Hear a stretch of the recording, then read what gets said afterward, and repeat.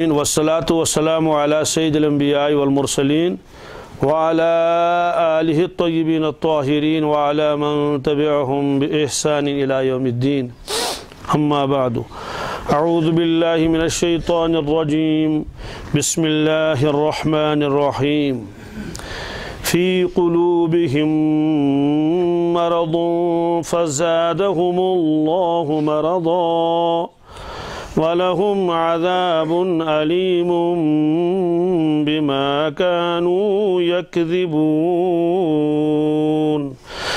सदक़ल्लाहुल मौलानाल अज़ीम। ये 10वीं आयत है सूरह बकरा की।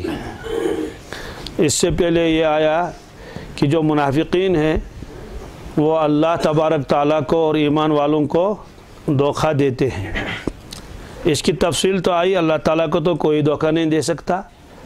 मुराद ये है कि अल्लाह के नबी सल्लल्लाहु अलैहि वसल्लम को और ईमान वालों को धोखा देते हैं, और इसलिए उस धोखे को अल्लाह ताला ने अपनी तरफ मंसूब किया, गोया कि ये अल्लाह ताला को क्या करते हैं, धोखा देते हैं। इसकी तफसील आ गई।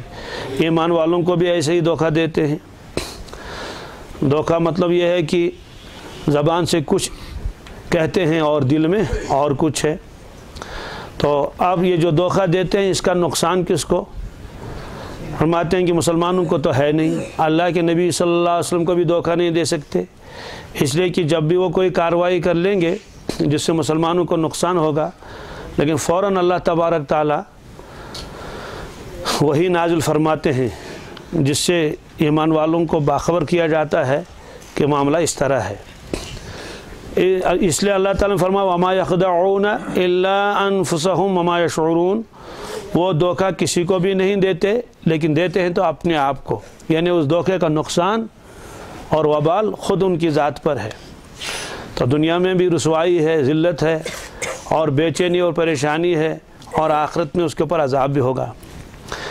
आगे अल्लाह तबारक ताला फरमाते हैं फ़ी क़ुलूबिहिम मरदुन, उनके दिल में बीमारी है, उनके दिल में बीमारी है। फ़ज़ादहुमुल्लाहु मरदा, अल्लाह ताला ने उनकी उस बीमारी को ज़्यादा कर दिया। मरज़ किसको कहते हैं? मरद अरबी लफ्ज़ है। असल में अल्लाह तबारक ताला ने इंसान को जो आज़ा दिए हैं, जैसे आँख है, नाक है, कान है, ज़ुबान है और दूसरी चीज़ें हैं, फेफड़े हैं, दिल है, ये दूसरी चीज़ें हैं। अल्लाह तबारक ताला ने इनको ख़ास गरज के लिए पैदा फरमाया है। आँख का मकसद है देखना, बीनाई, कान का मकसद है सुनना, सुनवाई जिसे कहते हैं। इसी तरह से हाथ पैरों का भी मकसद है। तो अगर जिस गरज के लिए अल्लाह ताला ने जिस उज़्व को बनाया है, अगर वो गरज हासिल न हो, उसमें कुछ ख़राबी लाजिम आ जाए तो उसको आँख की बीमारी कहा जाता है। आँख का काम है देखना, अगर वो सही नहीं देखती है आँख, तो इसका मतलब है आँख में कुछ ख़राबी है।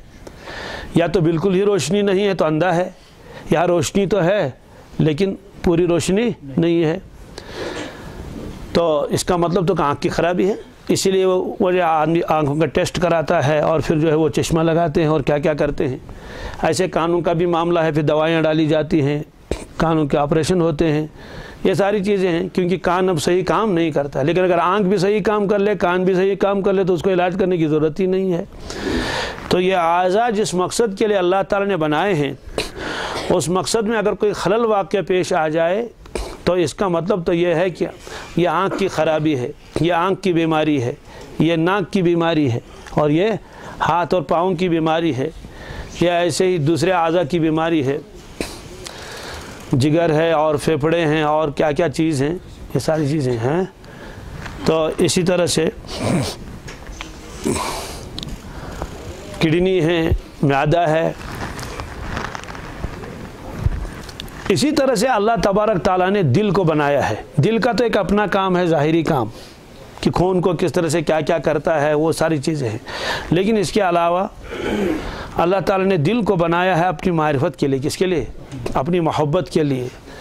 उसमें अल्लाह की मारिफत हो, अल्लाह की मोहब्बत हो, अल्लाह के साथ ताल्लुक़ हो, अल्लाह के नबी सल्लल्लाहु अलैहि वसल्लम के साथ मोहब्बत हो, उनकी अज़मत हो, उनको सच्चा जाने, اور آخرت کا یقین ہو، یہ دل کی زندگی ہے، یہ دل کی حیات ہے۔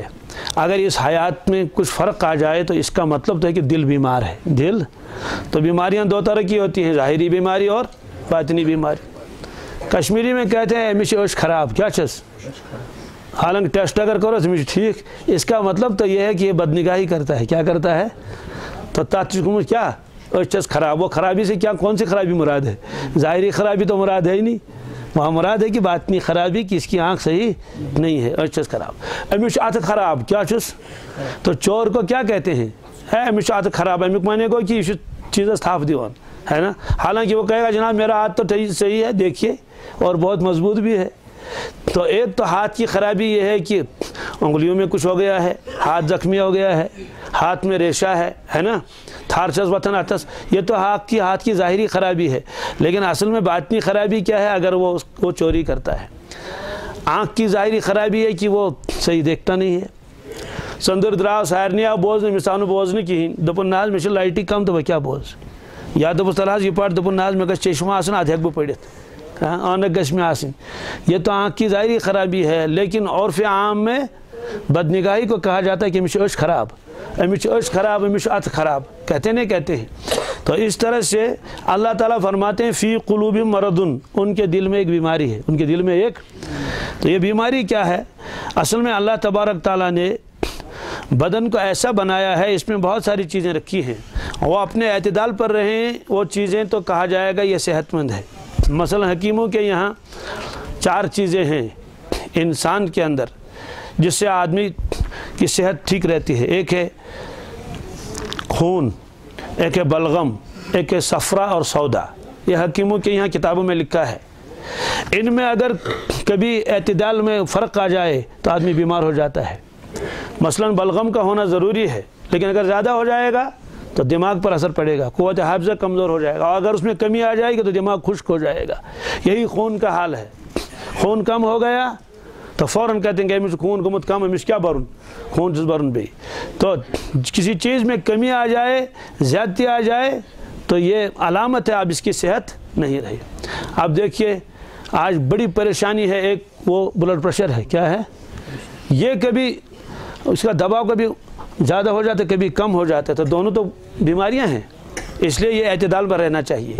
تو ایسے اگر اعتدال سے جو چیز ہٹ جائے تو یہ مطلب یہ ہے کہ اب یہ آدمی ٹھیک نہ رہا، اب صحت خراب ہوگی اس کی۔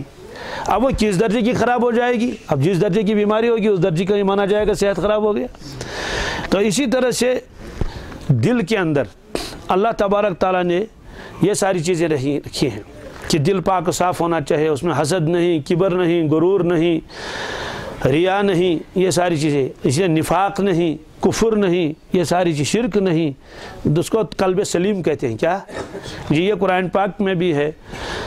حضرت ابراہیم علیہ السلام کی دعا ہے قرآن پاک میں، یوم لا ینفع مال ولا بنون، یا اللہ اس دن جس دن نہ تو مال کام آئے نہ تو اولاد کام آئے، الا من ات اللہ بقلب سلیم، مگر جو آپ کے پاس لے کر آئے پاکیزہ دل۔ پاکیزہ دل سے مراد وہی ہے کہ جس میں کفر نہیں، شرک نہیں، دغا نہیں، نفاق نہیں، ایسا صاف و شفاف دل لے کر آئے آپ کی خدمت میں۔ اور اللہ تعالیٰ تو چاہتے ہی ہیں کہ ایسا ہی دل لے کر آئیں۔ ایک روایت میں اللہ تبارک تعالیٰ فرماتے ہیں، حدیث قدسی ہے کہ بندے میں نے تم کو یہ چیزیں دے دی ہیں، یہ تمہاری ہیں، یہ البتہ ایک چیز اس میں میری ہے۔ کہا وہ کون سی؟ کہا تمہارا دل۔ تمہارا؟ جی تمہارا دل یہ میرا ہے۔ مطلب یہ ہے کہ اس دل میں میری محبت ہونی چاہیے، میری عظمت ہونی چاہیے، یہ دل میں نے اپنے لیے رکھا ہے۔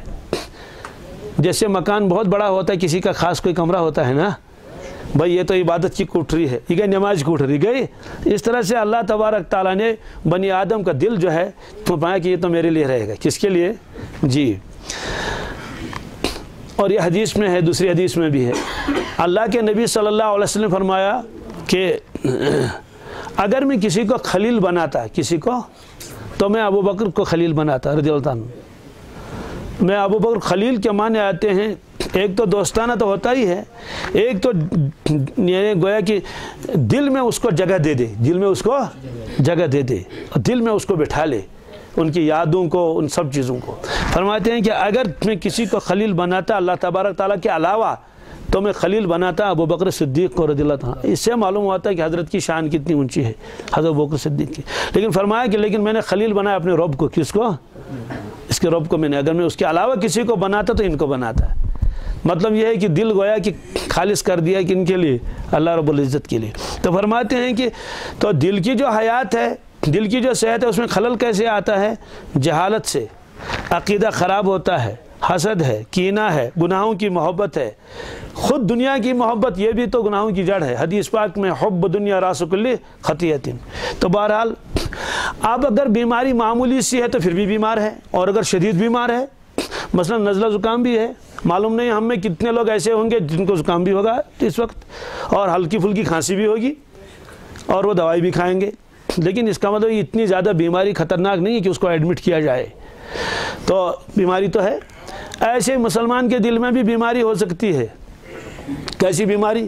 حسد ہے، غرور ہے بلا وجہ۔ تو اس طرح یہ بھی بیماریاں ہیں۔ یہ بیماریاں بھی تو خطرناک ہیں، لیکن اللہ تعالیٰ بچائے۔ زکام کو تو کینسر نہیں کہیں گے، ہے نا؟ سر درد کو تو کوئی وہ نہیں کہے گا اس کو کینسر ہو گیا اور کوئی بیماری ہوگی۔ تو کچھ بیماریاں ایسی ہیں جو آدمی کی جان لے لیتے ہیں، کچھ بیماریاں ایسی ہوتی ہیں کہ اس کی وجہ سے صحت میں خلل آتا ہے۔ اب آدمی اچھی طرح کام نہیں کر پاتا ہے، خود کہتا ہے کہ وہ چیز نہ ہیکن تیس کام کرت کہ کیا صحت رودم تیوت کہ، حالانکہ کام تو کر رہا ہے، معلوم ہے کہ جان لیوا بیماری نہیں ہے۔ تو کچھ بیماریاں ایسی ہوتی ہیں جو آدمی کی جان لے جاتی ہیں۔ 30 سال کا، 40 سال کا ہے، 25 سال کا ہے، اللہ تعالیٰ بچائے کوئی ایسی بیماری لگ گئی، کڈنیاں خراب ہو گئی، اور دل میں کوئی اس طرح کا وہ ہارٹ اٹیک ہو گیا، اس طرح ساری چیزیں جان لیوا ہیں۔ تو فرماتے ہیں کہ بیماریوں میں جان لیوا بیماری کون ہے؟ جو زندگی ختم کر دے، کہتے ہیں وہ کفر ہے۔ کیا ہے؟ کفر۔ شرک کی وجہ سے آدمی ہلاکت کے گڑھے میں پڑ جاتا ہے، کبھی اب شفا یاب نہیں ہوگا۔ اور باقی جو بیماریاں ہیں یہ چھوٹی چھوٹی ہیں، گناہ وہ یہ سب، تو یہ بھی بیماریاں ہیں۔ تو اس کی وجہ سے تو دائمی عذاب تو نہیں ہوگا، لیکن بہرحال صحت مند اس کو نہیں کہہ سکیں گے، عذاب تو اٹھانا ہی پڑے گا۔ تو اس طرح سے یہ فرمایا ہے کہ مسلمان جو ہونا چاہے یہ مکمل صحت مند ہونا چاہیے، بڑے گناہوں سے بھی بچے اور چھوٹے گناہوں سے بھی بچے۔ اس لیے اللہ تعالیٰ فرماتے ہیں فی قلوبہم مرض، ان کے دل میں تو بیماری ہے۔ ان کے دل میں تو وہ بیماری کون سی بیماری ہے؟ وہ بیماری وہی روحانی بیماری ہے، جس کو روحانی بیماریاں کہتے ہیں۔ کتابیں ہیں اس میں لکھا ہے روحانی بیماری، تو روحانی بیماریوں میں ان کو شمار کیا جاتا ہے۔ اور یہ قرآن پاک میں بھی ہے، اللہ رب العزت فرماتے ہیں وَذَرُوا ظَاهِرَ الْإِثْمِ وَبَاطِنَهُ، کہ لوگوں ظاہری گناہوں کو بھی چھوڑ دو اور باطنی گناہوں کو بھی چھوڑ دو۔ تو باطنی گناہ کیا ہیں؟ ظاہری گناہ تو سب کو معلوم ہے، شراب ہے، چوری ہے، جھوٹ ہے، یہ ظاہری۔ اور باطنی گناہ جس کا تعلق دل کے ساتھ ہے نا، حسد ہے، یہ باطنی گناہ ہے، کبر ہے، غرور ہے، عجب ہے، دنیا کی حب جاہ جس سے کہتے ہیں یہ ہے، یہ ساری چیزیں ہیں۔ تو اللہ تعالیٰ فرماتے ہیں یہ بھی چھوڑ دو اور وہ بھی چھوڑ دو۔ اسی وجہ سے باطنی ناپاکی کو بھی قرآن پاک نے بیان فرمایا، یا ایھا الذین آمنوا انما المشرکون نجس فلا یقربوا المسجد الحرام بعد عامہم ھذا، اے ایمان والو مشرک تو ناپاک ہے، مسجد حرام کے قریب آنے مت دے دو اس کو۔ تو اگر وہ کہے گا جناب میں تو غسل کر کے آ جاؤں گا اور آپ سے زیادہ اچھے کپڑے پہن کے آؤں گا، ہم کہیں گے پھر بھی آپ کافر ہیں، وہ ناپاک ہیں۔ وہ کہے بھائی میں تو ناپاکی تو ہے ہی نہیں، میں تو نہا دھو کے آیا۔ اسے کہیں نہیں، یہاں مراد ہے باطنی ناپاکی، کہ تمہارے دل ناپاک ہے، یہ اللہ تعالیٰ فرماتے ہیں۔ اس لیے اللہ رب العزت فرماتے ہیں فی قلوبہم مرض، ان کے دلوں میں کیا ہے؟ مرض ہے اور بیماری ہے، ان کے دل بیمار ہو چکے ہیں۔ جس مقصد کے لیے اللہ نے دل بنایا تھا وہ مقصد حاصل نہیں ہے، یہ ہے۔ تو وہ بیماری کیا ہے؟ وہ نفاق کی بیماری ہے۔ تو ان لوگوں کے دلوں میں نفاق بھی تھا۔ نفاق کا مطلب ہے کہ اندر سے تو کفر بھرا ہوا تھا اور ظاہر کرتے تھے ایمان، اور مسلمانوں کے ساتھ زبردست حسد اور ضد تھا۔ فزادہم اللہ مرضا، اللہ تبارک تعالیٰ نے ان کی اس بیماری کو اور بڑھا دیا۔ سوال یہ ہے کہ وہ بیماری کیسے بڑھ گئی؟ کہ حاسد جو ہے جب وہ دیکھتا ہے محسود کی طرف، محسود میں نے جس پر حسد کیا جائے کہ اس کو اور ترقی مل گئی، تو جتنی اس کو ترقی ملتی ہے اس کی حسد کی جو آگ جو ہے وہ اور بڑھتی جاتی ہے۔ تو گویا کہ یہ دن بدن ان کو اضافہ ہو جاتا ہے اس تکلیف میں۔ جیسے بیمار ہوتا ہے نا دپان ہے آج چھ واریاہ پتھ گومت، آج چھ واریاہ کمزور گومت، تو وہ دن بدن ان کے اس مرض میں اضافہ ہوتا رہتا تھا۔ مسلمانوں کی ترقی دیکھتے تھے تو اضافہ ہو جاتا تھا، اور قرآن پاک کی ہر آیت کا وہ انکار کرتے تھے، یہ بھی نہیں یہ بھی نہیں۔ تو قرآن پاک کی آیت کا انکار یہ مستقل بیماری ہے، تو جتنی آیتیں اور نازل ہوتی رہی اتنا ان کا انکار بڑھتا گیا۔ اس کا مطلب تو یہ ہے کہ مسلمانوں کی ترقی کو دیکھ کر ان کے بیماری میں اضافہ ہو رہا ہے، قرآن پاک کا نزول ہو رہا ہے تو اس میں اضافہ ہو رہا ہے، مسلمان تعداد بڑھتی رہتی ہے تو اس میں ان کا جو ہے وہ اضافہ ہوتا رہتا ہے ان کی بیماری میں۔ تو دل کی بیماری ہے، اللہ تعالیٰ معاف فرما دے، بہت خطرناک بیماری ہے یہ، تو ان کے غیظ و غضب میں بھی اضافہ ہوتا رہتا تھا۔ تو یہ دونوں بیماریاں ہیں۔ تو جو ایمان والا ہوگا اس کے دل میں تو ظاہر سی بات ہے کفر تو ہوگا نہیں، شرک تو ہوگا نہیں دل میں، اور نفاق بھی نہیں ہوگا اس طرح کا، لیکن یہ دوسری چیزیں ہوگی، حسد کینہ وغیرہ، اس کا مطلب یہ بھی بیماری ہے، یہ بھی بیماری ہے، ان کا علاج ضروری ہے۔ اسی لیے مشائخ اس کے لیے ذکر وغیرہ تجویز کرتے تھے۔ پھر دوسری بات ہے، اگر کسی آدمی کو معلوم ہے میں بیمار ہوں تو احساس ہوگا، لیکن اگر احساس بھی نہیں ہے میں بیمار ہوں تو معاملہ ختم، اس کا علاج کون کرے گا؟ بہت مرتبہ ایسا ہوتا ہے کہ آدمی ہسپتال جاتا ہے کسی بیمار کے ساتھ، تو وہاں ڈاکٹر اس سے کہتے ہیں کہ ہے ہم سنچ سالی گور کا پان علاج، کہ تمہاری بیماری زیادہ خطرناک۔ وہ کہتے ہیں میں تو بالکل ٹھیک ہوں، وہ کہتے ہیں نہیں تم ٹیسٹ کرا دو۔ ٹیسٹ جو کیا تو وہی اصلی بیمار نکلا، اس کی بیماری جس کے ساتھ وہ گیا تھا اس کی بیماری ہلکی تھی اور اس کی بیماری اس کے مقابلے میں زیادہ بڑی ہوئی تھی۔ اس لیے یہ فرمایا کہ دن بدن ان کے مرض میں اور بیماری میں اضافہ ہوتا گیا، کیونکہ خلل آ گیا ان کے اندر۔ اب یہ بیماری جو ہے اس سے ہوتا کیا ہے؟ فرماتے ہیں کہ یا تو کمالات رک گئے، مسلمان کے دل میں یہ بیماریاں آ جائیں گی، حسد، کبر، غرور وغیرہ، تو روحانی ترقی رک جاتی ہے، کیا آگے بڑھتا نہیں ہے، بس وہیں کا وہیں رہ گیا، کوئی ترقی نہیں، کوئی کمال نہیں، کوئی فضائل نہیں، کچھ بھی نہیں۔ یہ چھوٹی چھوٹی بیماریاں ہیں، اور کفر شرک وہ تو بہت بڑی بیماریاں ہیں، تب تو بالکل ہی کچھ ہاتھ نہیں آئے گا اس کو۔ اسی لیے مشائخ پھر وہ کراتے تھے، مجاہدات کراتے تھے۔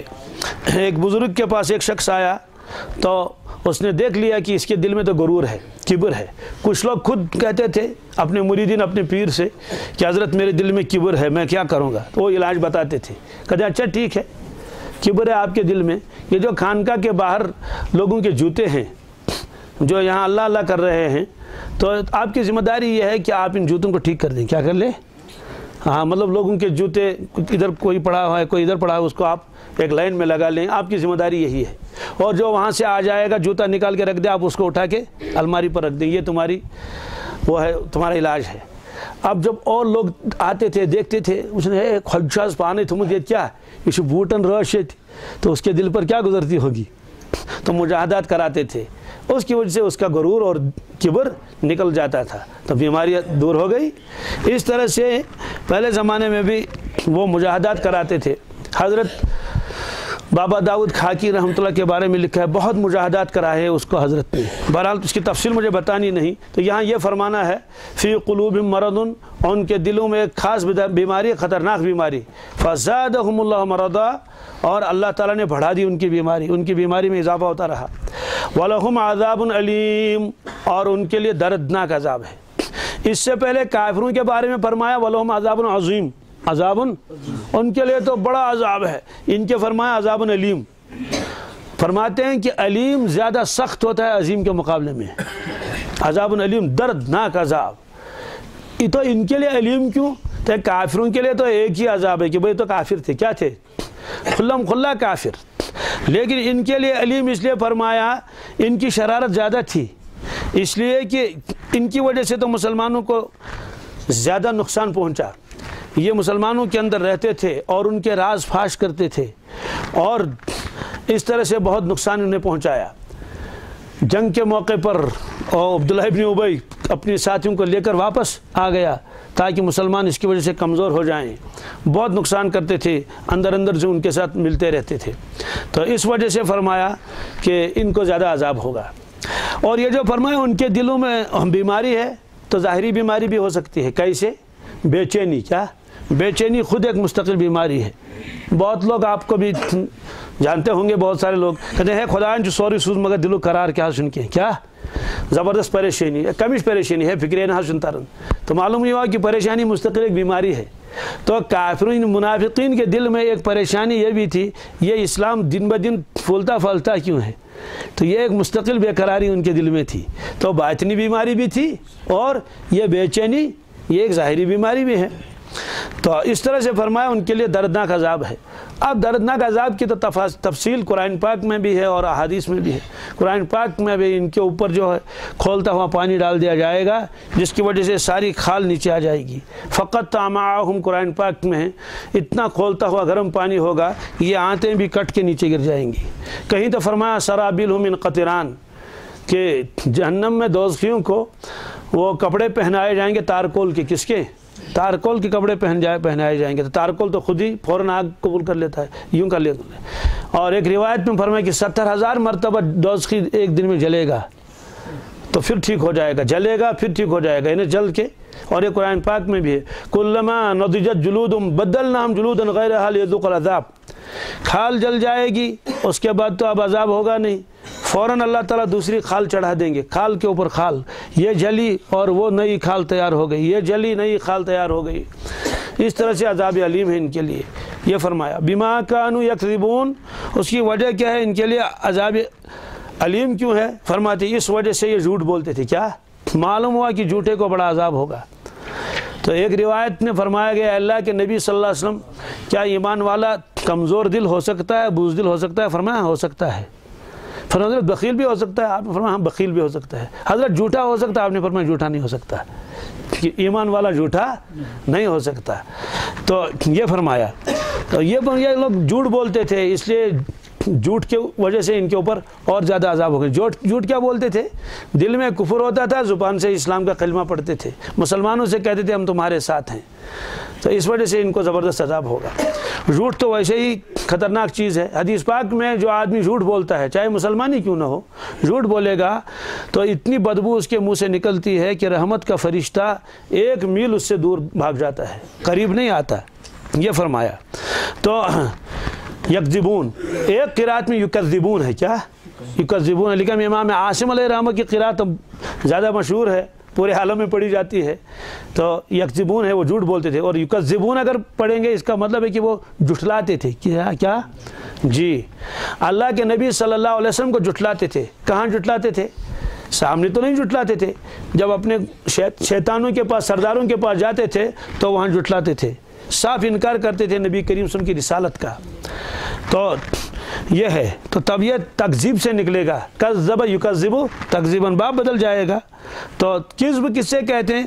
خلاف کسی چیز کے متعلق خلاف واقع خبر دینا.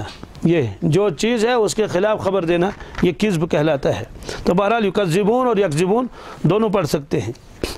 اور کذب یکذب تکذیب اس کے معنی ایک تردد بھی ہے، کیونکہ منافق اپنے حال میں پریشان رہتا ہے، متردد رہتا ہے، اس لیے اس اعتبار سے بھی اس کو یکذبون فرمایا.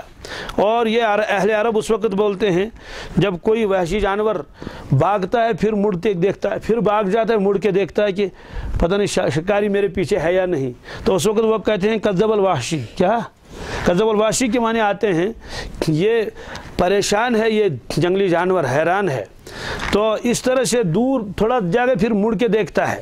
تو یہ منافق بھی ایسا ہی ہے، کیا کرتا ہے یہ بیچارہ متردد رہتا ہے، تردد اس کو ہمیشہ رہتا ہے، بے قراری دل میں رہتی ہے. اس لیے یکذبون بھی پڑھ سکتے ہیں اور یکذبون بھی پڑھ سکتے ہیں. وَإِذَا قِيلَ لَهُمْ لَا تُفْسِدُوا فِي الْأَرْضِ، اور جب ان سے کہا جاتا ہے کہ زمین میں فساد مت مچاؤ، قَالُوا إِنَّمَا نَحْنُ مُصْلِحُونَ، وہ کہتے ہیں کہ بھائی ہم تو اصلاح کرنے والے، ہم تو اصلاح کرنے والے. جی جب ان سے کہا جاتا ہے لا تفسدوا فی الارض، زمین میں بگاڑ مت پھیلاؤ، تو کہتے ہیں یہ منافقین ہم تو اصلاح کرنے والے ہیں، ہم کہاں بگاڑ پھیلاتے ہیں. اب اس کا کیا مطلب ہے کہ وہ کہتے ہیں ہم اصلاح کرنے والے، ہم کہاں بگاڑتے ہیں معاملوں کو. اور اللہ تعالیٰ فرماتے ہیں جب ان سے کہا جاتا ہے کہ فساد مت پھیلاؤ، تو اللہ تعالیٰ نے کس چیز کو فساد فرمایا، اس کی تشریح انشاءاللہ آگے آئے گی.